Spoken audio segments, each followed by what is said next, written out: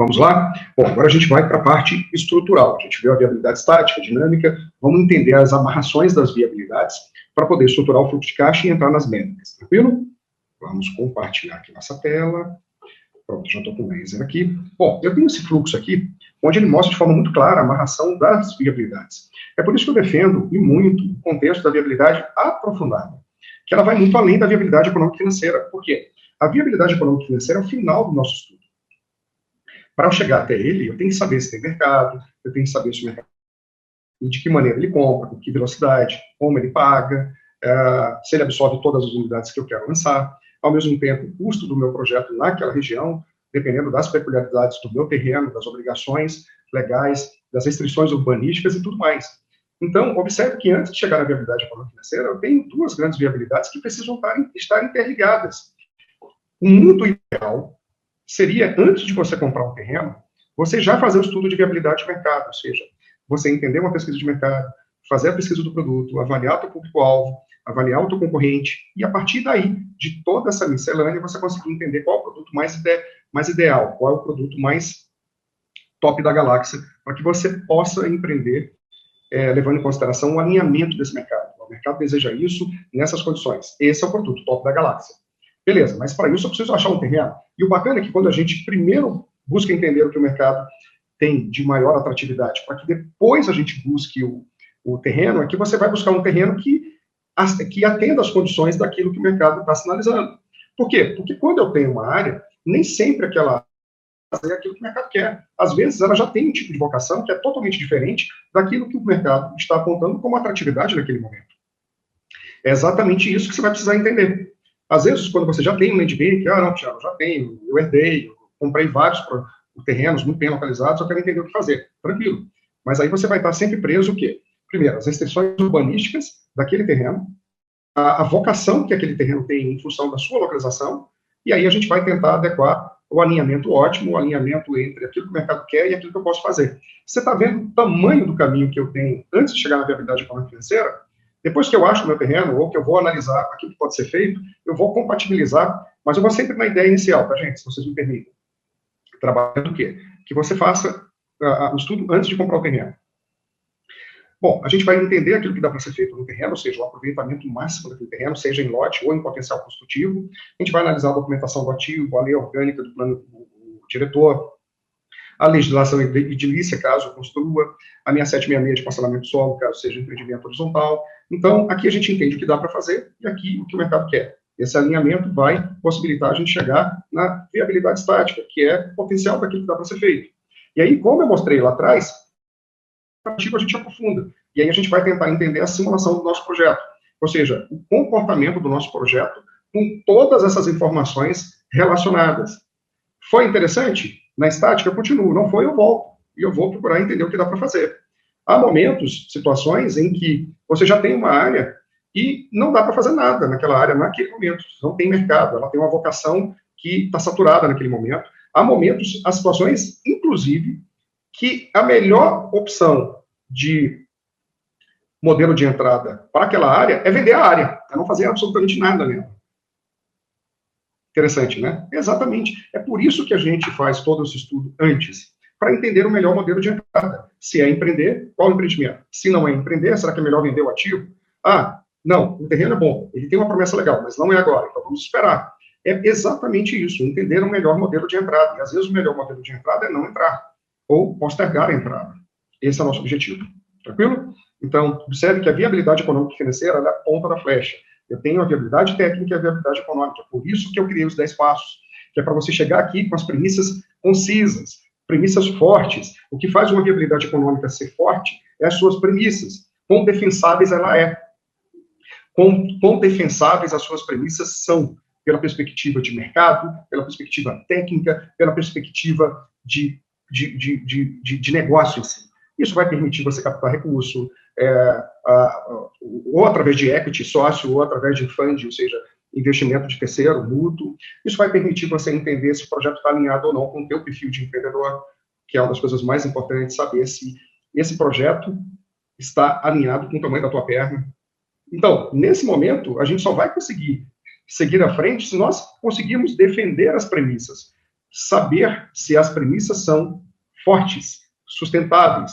Porque, bicho, se você não fez nada disso, você só está simplesmente metendo dados em planilhas ou sistemas de viabilidade, como é que você vai defender, por exemplo, a velocidade de venda?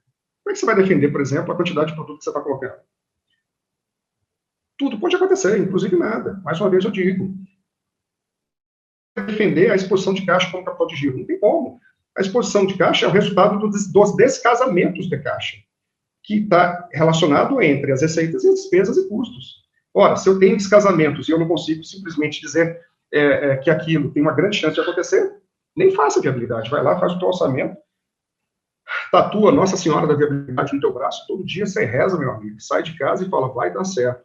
Eu não te aconselho fazer isso, tá? Enfim, vamos seguir. Então, dentro da estrutura macro, da tomada de decisão ótima, mais uma vez eu digo, tomada de decisão ótima é o quê? Tomar a decisão que maximize valor, ou seja, o melhor modelo de entrada, levando em consideração, inclusive, que o melhor modelo de entrada pode ser não entrada. Então, a gente viu os 10 passos lá que falam sobre o mercado, não vou bater nisso de novo, e a gente vai aqui na identificação do fluxo de caixa, ou seja, a identificação do ativo, que é tão somente a tangibilização, ou seja, deixar tangível a projeção do nosso fluxo, que a gente consegue entender assim, caramba, é assim que tem um grande potencial de ocorrer o meu projeto. Depois a gente vai entender os investidores, ou seja, quem está botando dinheiro, se sou eu, empreendedor, sozinho, sou eu com banco, sou eu com terceiros, com parceiros, ou seja, qual a TMA mínima desse povo, para que a gente consiga avaliar o ativo e, consequentemente, fazer as análises de investimento. Bom, então, primeiro, vamos o quê? Identificar o ativo. Como a gente identifica o ativo? Na matemática financeira, em finanças, é tão somente projetando o nosso fluxo de caixa. E, lembrando, lembra daquele gráfico de fluxo de caixa que eu desenhei lá na viabilidade dinâmica? É exatamente aquele gráfico que a gente vai projetar, que é o tempo 0, tempo 1, tempo 2, tempo 3 e o final do projeto.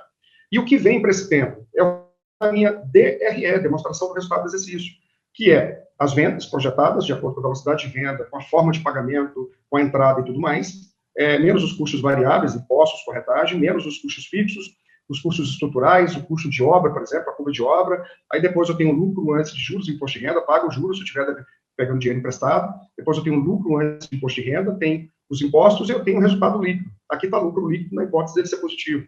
Mas vamos considerar como resultado líquido. O que vem para cá é antes de eu pegar dinheiro do sócio. É exatamente aqui o resultado. Se for positivo, ele é lucro. Se for negativo, ele é prejuízo naquele período. Lembra daquele fluxo de caixa? Setas para baixo significa o quê? Resultados negativos. Setas para cima, resultados positivos. Então, o objetivo é exatamente a gente ver o comportamento do nosso projeto, levando em consideração todas as peculiaridades de todas as viabilidades. Caramba, não dá para fugir tanto, né? Isso é o nosso projeto. E aí a gente consegue começar a entender toda a lógica de empreender. Bom, lembra daquela parte de análise do terreno? Eu não vou entrar na parte de vocação do terreno, tá? Mas o meu objetivo aqui é entender o potencial construtivo. O objetivo do arquiteto é sempre dizer para você o máximo que dá para ser feito naquele terreno, seja o terreno urbano, regido pela 45991, que é a lei de incorporação, prédios ou casas, ou seja uma gleba, pela lei 6766, o que dá para fazer, o potencial loteado, o que dá para a gente aproveitar de lote, tá? Então, a obrigação do arquiteto é interpretar a lei de uso do solo e dizer o potencial loteado ou construtivo, potencial de massa. É isso que vai dar condição para a gente entender, VGV, a quantidade de produtos que podem ser vendidos, o custo do projeto, começar a estimar custo de obra. Para empreendimentos ligados à incorporação, a gente vai utilizar o quadro 2 da NBR 2721, que ele consegue determinar para a gente, pelo estudo de massa, o tanto de área privativa, o tanto de área comum, ou seja, o potencial líquido de construção que dá para fazer naquela área.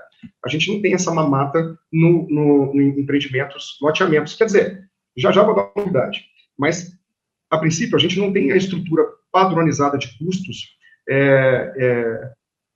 de um loteamento. Por quê? Porque nós temos as peculiaridades das leis, dos planos diretores, que são diferentes em alguns municípios.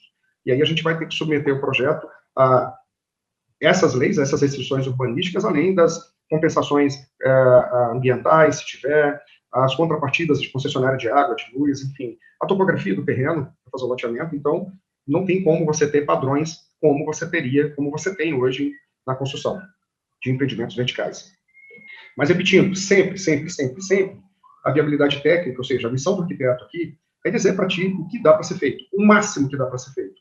Tendo em vista o máximo, a gente consegue entender o quê? Se aquilo que dá para fazer no terreno, o mercado absorve. Show de bola. Observe que a partir desse momento que a gente consegue entender, por exemplo, em empreendimentos horizontais, o potencial líquido loteável, a gente já consegue entender aí a quantidade de arruamento que a gente vai ter que fazer. E aí a gente já começa a ter uma facilidade maior para poder orçar. Para o levantamento dos custos ligados aos empreendimentos horizontais, é necessário, em primeiro lugar, entender o potencial líquido loteável, tarefa que exige uma análise de viabilidade técnica junto ao município e demanda de mais tempo que as análises feitas para o empreendimento ligado à incorporação, ou seja, um empreendimento com potencial construtivo, entendimento do potencial construtivo de empreendimentos ligados à incorporação. Mais uma vez eu digo, é muito mais fácil o arquiteto fazer o estudo de massa de uma área urbana, onde ele já tem todas as diretrizes ali, ele vai entender recuo, gabarito, ou seja, altura, e ele vai conseguir te dizer o que dá para ser feito bem mais rápido. Já no loteamento não dá, o cara vai ter que fazer uma viabilidade prévia, vai ter que entender todas aquelas peculiaridades que eu já falei. Posteriormente, a gente vai ter que utilizar a metodologia PDC. Tira a bunda da cadeira, cara, e vai ter que ir lá mesmo. Você vai ter que pegar um orçamentista ou entender com os empreendedores que já estão fazendo projetos naquela região, qual o nível de custo que os caras estão tendo. Ora, se você já tiver empreendido nessa região ou em regiões semelhantes, você já consegue também trabalhar com estimativas de custos históricos. Né? Por quê? Porque nós não temos um CUB para o setor de loteamento, como nós temos o CUB, custo unitário básico padrão, para empreendimentos verticais. Então, não existe uma padronização, não tem como. Por quê? Por conta das exigências legais serem diferentes em cada município. Tem município, por exemplo, que não é exigido fazer pavimentação, nem esgotamento sanitário. Você vai fazer fossa séptica e sumidouro e vai fazer. Você precisa abrir as vias e botar meio-fio, botar água e luz. Mas, por isso, muda muito as peculiaridades. Não tem como você padronizar. Sem falar na topografia do terreno, muitas vezes você vai ter que puxar uma adutora porque você está longe do veio de arterial de abastecimento de água, enfim. Então, tem que chegar e tem que analisar.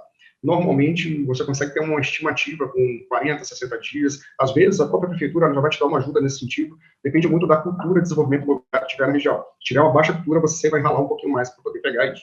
Tranquilo?